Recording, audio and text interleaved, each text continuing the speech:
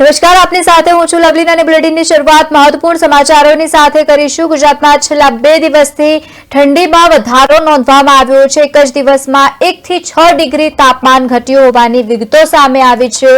સિઝનનું સૌથી ઓછું નલિયામાં 6.4 ડિગ્રી તાપમાન નોંધાયું છે, તો બરોડામાં પણ 10.2 ડિગ્રી તાપમાન, જ્યારે ડીસામાં 10.3 ડિગ્રી તાપમાન નોંધાયું છે।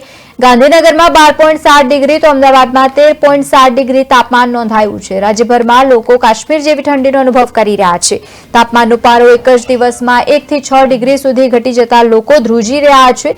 રાજ્યમાં સિઝનનું સૌથી ઓછું 6.4 ડિગ્રી તાપમાન નલિયામાં નોંધવામાં આવ્યું છે। આ ઉપરાંત મહત્વના શહેરોની વાત કરીએ તો બરોડામાં 10.2 ડિગ્રી તાપમાન, ડીસામાં 10.3 ડિગ્રી તો સાથે જ રાજકોટમાં 11.3 ડિગ્રી તાપમાન, ભુજમાં 11.4, ગાંધીનગરમાં 12.7 ડિગ્રી તો અમદાવાદમાં 13.7 ડિગ્રી લઘુત્તમ તાપમાન નોંધાયું છે।